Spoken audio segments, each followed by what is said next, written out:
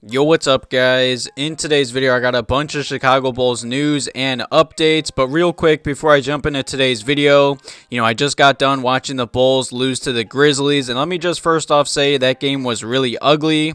So make sure you guys are subscribed to the channel, leave a quick like on today's video. It takes a second, helps me out a lot, and some comments and questions about last night's game and all the topics and rumors that I'm about to jump into. Like I just said, yesterday's game was really ugly. There was some bright spots. Huge shout out to Ayo and Coby. They both played really well versus Memphis. But either way, this Bulls team just needs to get healthy again. And just yesterday, the Chicago Bulls have made some roster changes. Yesterday, they did cut Devin Dotson. That kind of did surprise me, but at the same time, I guess not. The Bulls are already guard heavy, and he wasn't really playing at all. I wish him the best of luck in the future. But the Chicago Bulls did cut him, and then after that, they did sign Malcolm Hill to a two-way contract. He earns a deal for the rest of the season. He played pretty solid minutes against the Celtics and honestly versus Memphis. He's just a very solid wing that the Chicago Bulls obviously can play off their bench, especially with all the injuries going around. So I'm happy with this signing. And also, here's a quick little update on Alex Caruso and Javonte Green. And it's obvious that the Bulls are missing both these guys' defense and energy. You could just see this for the past few Bulls games. The Chicago Bulls did tweet out today that they have assigned Caruso and Green to the Windy City Bulls, and they both got recalled after the team's practice yesterday. So it seems like they might be back, I'd say maybe Wednesday, maybe even later this week. That's definitely a great sign and great things to hear. The Bulls are definitely missing them. Hopefully we could get Zach back soon, because I am going to a Bulls game in about a week or two. So I hopefully this team is healthy and on track, I'd say. We just lost 4 games in a row. It's been a pretty ugly past few games, but definitely leave some comments and questions below today's video about those quick little updates and the Bulls cutting and signing a player.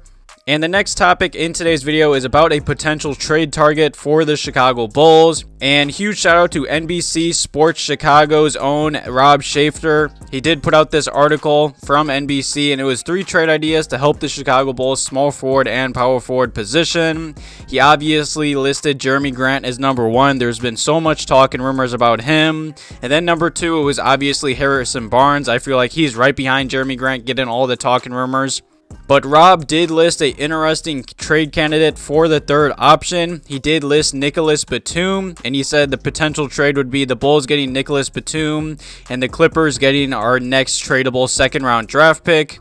And per report from Jake Fisher from Bleacher Report, the Clippers are a potential seller to watch at the trade deadline due to the injuries of Paul George and, of course, Kawhi Leonard.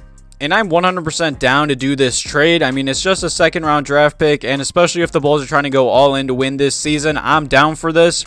He might not be the big name that fans are wanting the Bulls to trade for or make a move for, but for one, he's only on a $3.2 million salary, and that would easily fit into the Bulls' $5 million trade exception from Daniel Theis's sign and trade from this offseason. So this means the Chicago Bulls could easily get his contract and him without the Bulls having to send out any money. I do believe he'd be a great addition to this roster. I don't believe he'd fix the Bulls' rebounding problem, and I'd say the Bulls still would need to make a move for a power forward. But Nicolas Batum has been solid in the NBA for many seasons now. He is 33 years old. He is a good veteran that could help out this young team that hasn't played a lot of playoff games. He just had a huge game against the Pacers just yesterday. He did put up 32 points, but on the season, he's been very solid for the Clippers. And in about 26 minutes a night, he's averaging about 9 points per game, shooting about 49% from the field, shooting an amazing 41% from 3. Also averaging 5 rebounds per game, 2 assists, a steal, and a block a game as well. I believe he'd be a great addition to the Bulls if we could just send out a second rounder for him. Definitely let me know below today's video if you guys would want the Chicago Bulls to trade for Nicolas Batum. I'm definitely interested by him and his game. And the next topic in today's video is an interesting one. I know for months and honestly years now, Bulls fans have wanted the Chicago Bulls to sign Isaiah Thomas.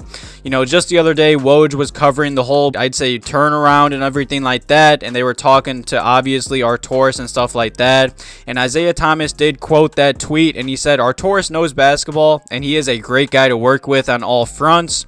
I saw a lot of Bulls fans on Twitter and Facebook talking about this, and honestly, like I just said, for months and years now.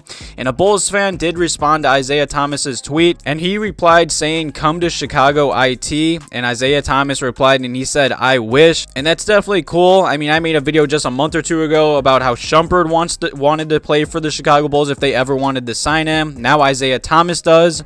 It's definitely cool that the Bulls are finally getting some respect from the media, and I'd say players want to finally join the Chicago Bulls.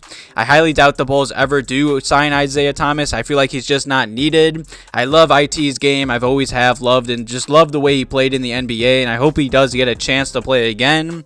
I saw he had some 10 days this season, but he really hasn't been sticking around. I doubt this ever happens. It'd definitely be cool, but definitely leave some comments and questions below today's video talking about that topic.